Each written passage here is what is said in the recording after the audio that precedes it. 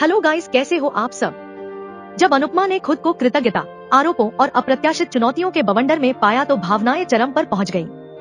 अनुपमा अपनी उपस्थिति की अनुमति देने के लिए श्रुति के प्रति हार्दिक आभार व्यक्त करती है। इसी तरह श्रुति अनुपमा के प्रति आभार व्यक्त करती है।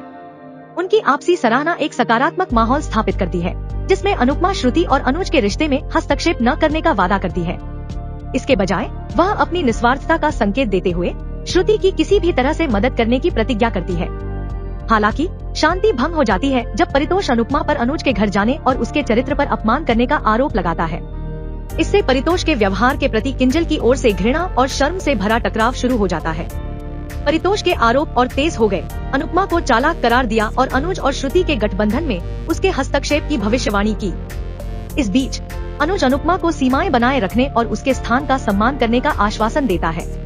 अपराध बोध से दबी अनुपमा अपनी गलतियों और श्रुति पर उनके परिणामों को स्वीकार करती है।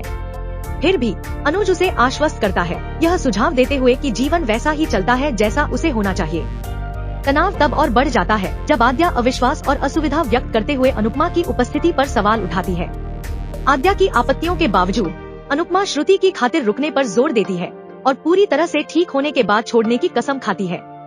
एक भावनात्मक संघर्ष शुरू हो जाता है क्योंकि आद्या अनिच्छा से सहमत हो जाती है, जिससे अनुपमा के प्रति उसके संदेह का पता चलता है। अन्यत्र पारिवारिक गतिशीलता सामने आती है क्योंकि हसमुख वनराज के निर्णयों के बारे में अपनी राय व्यक्त करता है, जबकि लीला उसका बचाव करती है। उनकी बातचीत परिवार के भीतर अंतर्निहित तनाव को दर्शाती है, खासकर टीटू के भविष्य को लेकर। लीला का आशावाद हसमुख की चिंताओं से टकराता है, जो पारिवारिक रिश्तों की जटिलताओं को उजागर करता है।